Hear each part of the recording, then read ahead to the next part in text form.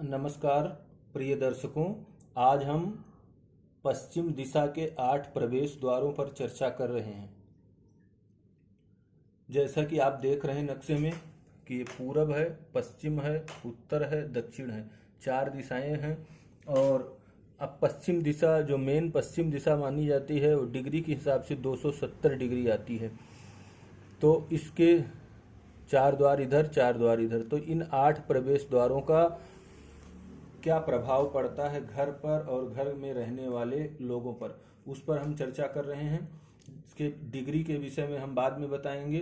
दूसरा, अगर आपने पहले वास्तुशास्त्र के मूल सिद्धांत के पहले वीडियो नहीं देखे हैं तो आप देख लें, उससे आपको आसानी से समझ में आएगा। अब हम प्रभावों पर चलते हैं कि अगर वेस्ट, इसको पश्चिम को वेस्ट भी कहा जाता है, तो ये W1 W2 से W8 तक। तो अगर W1 में वेस्ट 1 में किसी का द्वार होता है तो उसका क्या प्रभाव है कि ये भी एक तरह से नैऋत्य कोण ही माना जाएगा। तो यहाँ पर अगर द्वार है तो आयु एवं धन पर नकारात्मक प्रभाव पड़ता है। उम्र पर भी, आयु पर, एज पर, अर्थात किसी भी तरह से उस परिवार के अंदर पूरी उम्र लोग नहीं जी पाते हैं, और धन पर भी बुरा प्रभाव पड़ता है। दूसरा है W2 में अगर द्वार होता है तो विचारों में अस्पष्टता एवं दूरदृष्टि के अभाव के कारण कैरियर में अस्थिरता, जीवन के महत्वपूर्ण कार्यों में असुरक्षा की भावना, विशेषकर अपने नजदीकी संबंधों में। तो इस प्रकार से प्रभाव कहा गया है। बिल्कुल मैं शास्त्र की बात बता रहा हूँ, उसमें और भी बहुत सारी चीजें हैं, लेकिन उन चीजों को मैं नहीं ऐड कर रहा हूँ। तीसरा है कि विकास एवं संपन्नता कारक, अविश्वसनीय परंतु दर्शनीय समृद्धि। मतलब W3 जो है ये द्वार बहुत ही अच्छा माना गया है और संपन्नता कारक है। W4 ये है ना कोई विशेष लाभ ना हानि, एक संतुलित ढर्रे का जीवन, संतुष्ट एवं सहज जीवन यापन यहाँ पर होता है।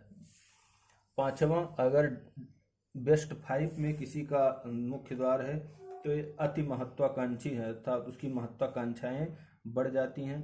बेहतरीन प्रदर्शन का पुजारी है, ज़्यादा पाने की ललक रहती है मन में, और सामंजस्य बिठाने में समस्याएं हैं।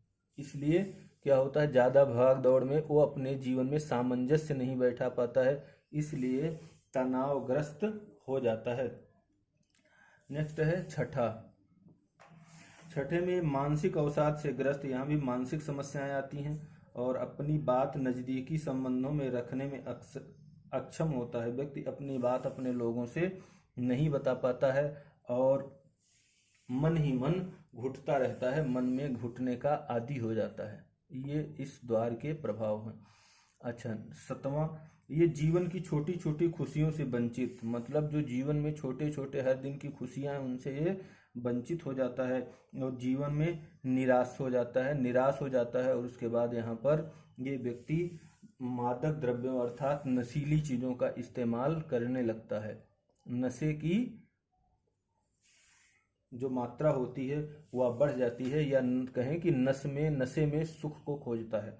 8वां, इस द्वार के प्रभाव स्वरूप भवन निवासी अपने फायदे के लिए उचित अनुचित ढंगों के अपनाने में भी हिचक नहीं करते। मतलब ये भी अपने लाभ के लिए कुछ भी करने के लिए तैयार हो जाएगा, अच्छा बुरा। तो इस प्रकार से इन पश्चिम दिशा के 8 द्वारों का प्रभाव कहा गया है। जैसा कि मैंने सिद्धांत में भी बताया था कि ये नैऋत्य कोण होता है, यहाँ पर खुला स्थान, बड़ा स्थान या द्वार नुकसानदायक है। और ये जो एरिया है ये वायव्य कोण कहा गया है, चंद्रमा का एरिया होता है, तो यहाँ पर भी द्वार होना मानसिक समस्याएं देता है। या यहाँ पर अगर कोई बेडरूम होता है, व्यक्ति सोता है, तो भी उसको मानसिक समस्याएं होती हैं। तो इस प्रकार आज आपने पश्चिम दिशा के द्वारों के विषय में सुना है, और आप इस पर अपनी राय अवश्य दें, कमेंट करें, और आपको समझ में आ रहा है या नहीं आ रहा है। उसके बाद वीडियो को लाइक करें, सब्सक्राइब करें, शेयर करें, और जो भी क्वेश्चन है आपका कमेंट करके ज़रूर पूछें, या कोई सुझाव है तो उसको भी देने की कृपा करें। धन्यवाद, नमस्कार।